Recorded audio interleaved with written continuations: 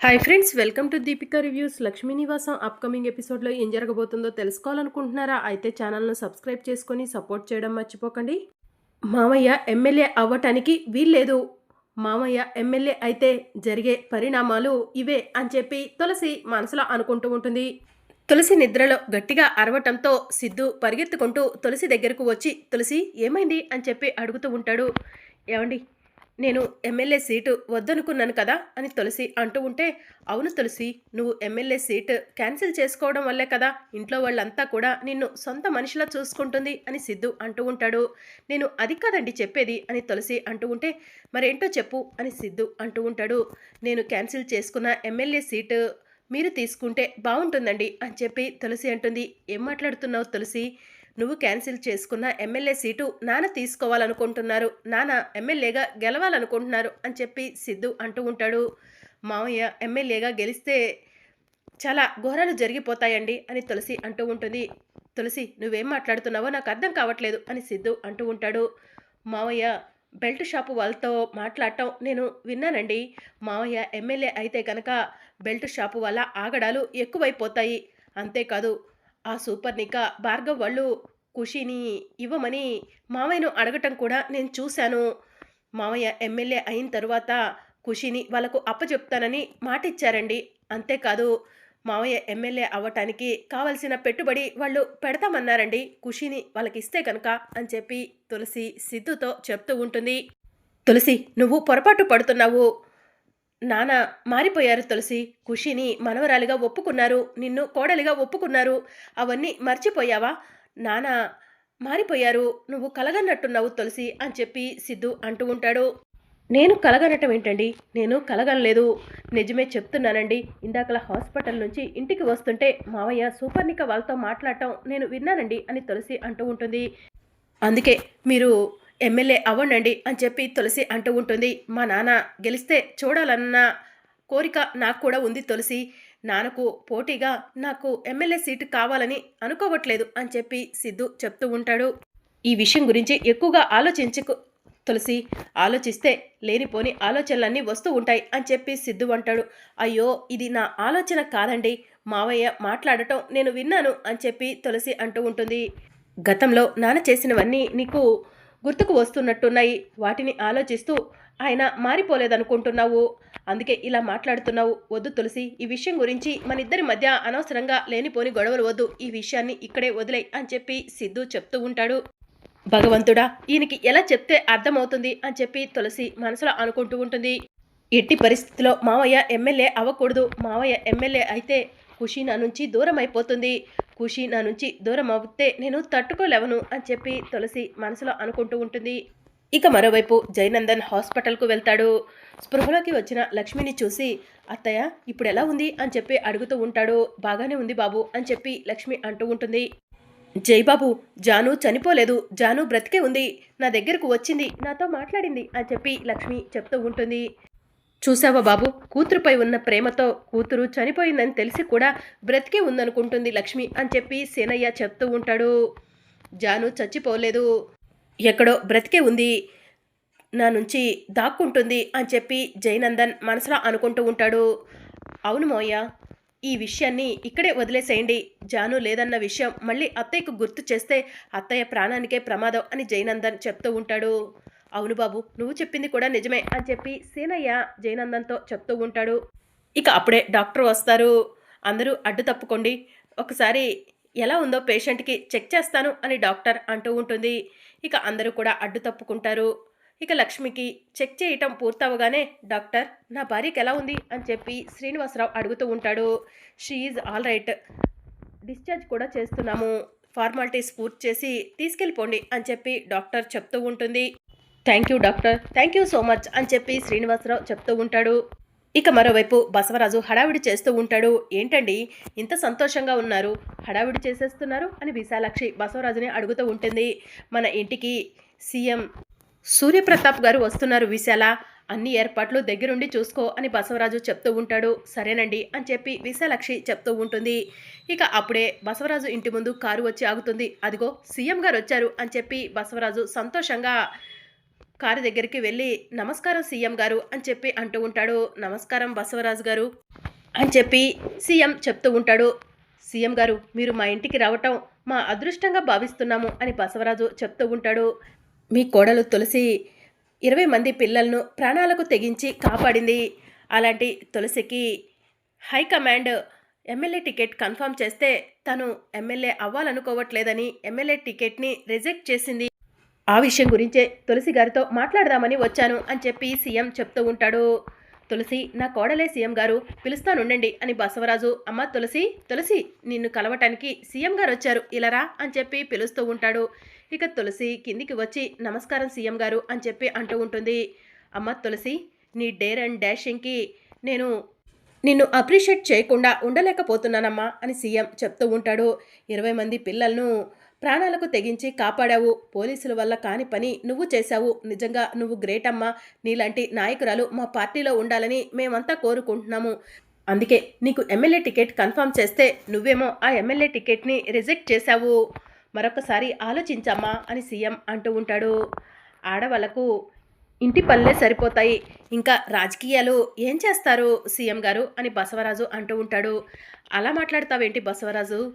ఈ అమ్మాయి తులసి నేను ఇంట్లోనే ఉంటాను, ఇంటి పనికే పరిమితం అయిపోతాను అనుకుని ఉంటే కనుక 20 మంది పిల్లల్ని కాపాడగలిగేదా?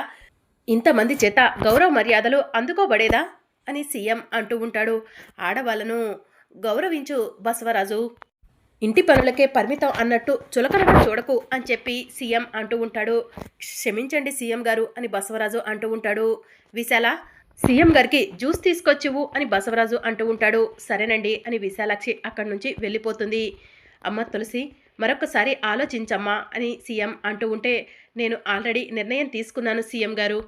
నాకు కాకుండా మా ఇంట్లో ఎవరికి మీరు ఎమ్మెల్యే టికెట్ ఇచ్చినా కూడా నాకు ఎలాంటి అభ్యంతరం లేదు అని తులసి అంటూ ఉంటే అందుకే అమ్మా మీ ఇంటికి వచ్చి మీ ఇంట్లో వాళ్ళందరినీ కూడా పరిశీలించి ఎవరికి ఎమ్మెల్యే టికెట్ ఇద్దామా అని కన్ఫర్మ్ చేసుకోవడానికే వచ్చాను అని సీఎం చెప్తూ ఉంటాడు. ఇక విశాలాక్షి జ్యూస్ పని మనిషికి ఇచ్చి సీఎం దగ్గరకు పంపిస్తుంది. ఇక పని మనిషి జ్యూస్ ఇస్తూ ఉంటే సీఎం కావాలనే జ్యూస్ గ్లాస్ని కింద పడేస్తాడు. దాంతో బసవరాజు కోపంగా పని మనిషి చెంపపై లాగిపెట్టి ఒక్కటిచ్చి కనీసం చూసుకోవాలని తెలీదా? ఇంత పెద్ద వాళ్ళకు ఇంత అవమానం చేస్తావా అని బసవరాజు పని మనిషిపై కోప్పడుతూ ఉంటాడు. అయ్యయ్యో లేమ్మా లే అని చెప్పి విశాలాక్షి కింద పడ్డ పని మనిషిని లేపి అదంతా కూడా క్లీన్ చెయ్యి అని చెప్పి చెప్తూ ఉంటుంది. ఇదంతా కూడా సీఎం సూర్యప్రకాష్ చూస్తూ ఉంటాడు. సీఎం గారు మీకు కావలసిన ఎమ్మెల్యే దొరికిందనుకుంటా అని తులసి అంటూ ఉంటుంది. అవునమ్మా నేను ఎమ్మెల్యే టికెట్ మీ మామయ్యకు ఇద్దామా వద్దా అన్న ఆలోచనలో ఇక్కడికి వచ్చాను. కానీ ఇంత పొగరు ఇంత అహంకారం ఉన్న మీ మామయ్య బసవరాజుకి సీఎం టికెట్ ఇస్తే కనుక పార్టీకి మంచి జరగదు. పార్టీలో ఓర్పు సహనం ఉన్నవాళ్ళు మాత్రమే కావాలి, అంటే నీకులాగా అని చెప్పి సీఎం అంటూ ఉంటాడు. నాకులాగే మా అత్తయ్య కూడా ఓర్పు సహనం ఎక్కువండి అని తులసి అంటూ ఉంటుంది. సీఎం గారు మా పని మనిషి చేసిన పనికి నేను మిమ్మల్ని క్షమాపణ అడుగుతున్నాను అని బసవరాజు అంటూ ఉంటాడు. పనమ్మాయి కంగారులో చూసుకోకుండా పడేసింది, క్షమించండి అని విశాలాక్షి అంటూ ఉంటుంది. మీరు బసవరాజు గారి వైఫ్ కదా అని చెప్పి సీఎం అడుగుతూ ఉంటాడు. అవునండి అని విశాలాక్షి అంటూ ఉంటే మీకు ఎమ్మెల్యే టికెట్ ఇద్దామనుకుంటున్నాము, మీకు ఎలాంటి అభ్యంతరం లేదా అని సీఎం అడుగుతూ ఉంటే విశాలాక్షి షాకింగ్గా చూస్తూ ఉంటుంది. మా సర్వే ప్రకారం ఈ ఇంట్లో తులసి తరువాత ఓర్పు సహనం ఉంది మీకేనని అర్థమైంది. అందుకే తులసి వద్దనుకున్న ఎమ్మెల్యే టికెట్ని మీకు ఇవ్వాలనుకుంటున్నాము అని చెప్పి పార్టీ కండువ తీసుకుని సీఎం విశాలాక్షి మెడలో కప్పుతాడు. ఇక దాంతో తులసి సిద్ధు ఇద్దరు కూడా క్లాప్స్ కొడుతూ ఉంటారు. బసవరాజు షాకింగ్గా చూస్తూ ఉంటాడు.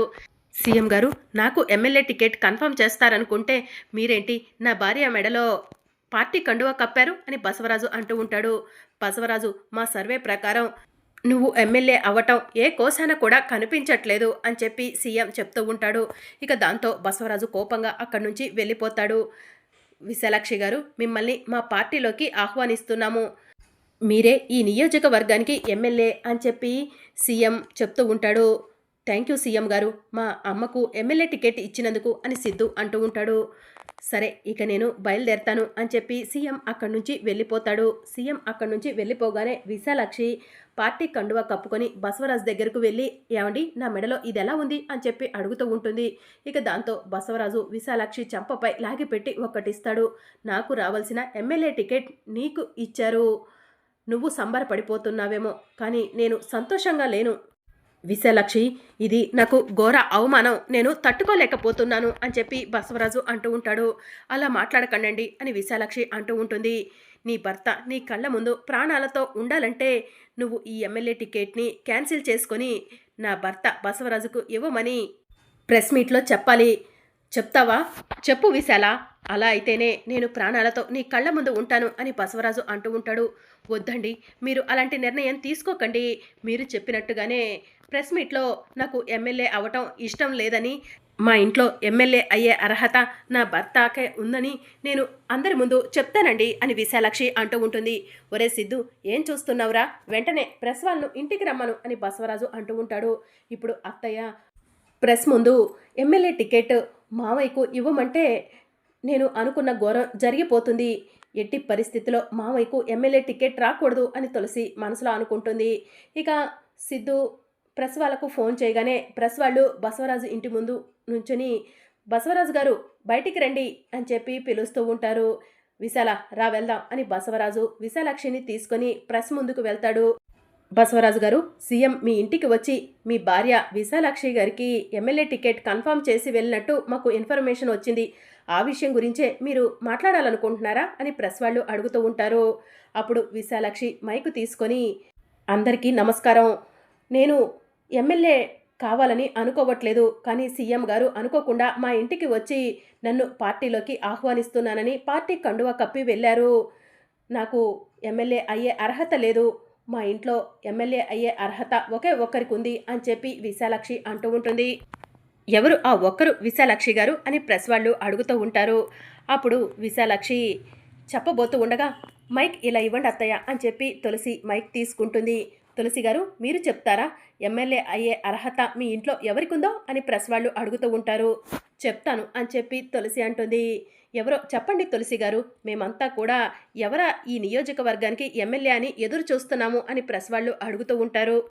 ఈ నియోజకవర్గ ఎమ్మెల్యేగా పోటీ చేయబోతుంది నా భర్త సిద్ధు అని చెప్పి తులసి అందరి ముందు చెప్తుంది. దాంతో కుటుంబ సభ్యులంతా కూడా షాకింగ్గా తులసి వైపు చూస్తూ ఉంటారు. తులసి, పిచ్చి పట్టిందా ఏంటి నీకు అని చెప్పి బసవరాజు అంటూ ఉంటాడు. నేను అన్నీ తెలుసుకొని క్లారిటీగానే అనౌన్స్ చేస్తున్నాను అని చెప్పి తులసి అంటుంది. తులసి, ఎమ్మెల్యే టికెట్ నాకు కదా రావాల్సింది, సిద్ధు కంటావేంటి అని బసవరాజు అంటూ ఉంటాడు. ఎమ్మెల్యే అయ్యే అర్హత మీకు లేదు, నా భర్త సిద్ధుకి మాత్రమే ఉంది అని చెప్పి తులసి ప్రెస్ ముందు అనౌన్స్ చేస్తూ ఉంటుంది. దాంతో ప్రెస్ వాళ్ళు అలాగే బసవరాజు వాళ్ళు షాకింగ్గా తులసి వైపు చూస్తూ ఉంటారు. మరి అప్కమింగ్ ఎపిసోడ్లో ఏం జరగనుందో తెలుసుకోవాలనుకుంటున్నారా? అయితే ఛానల్ను సబ్స్క్రైబ్ చేసుకొని సపోర్ట్ చేయడం మర్చిపోకండి. Thank you for watching.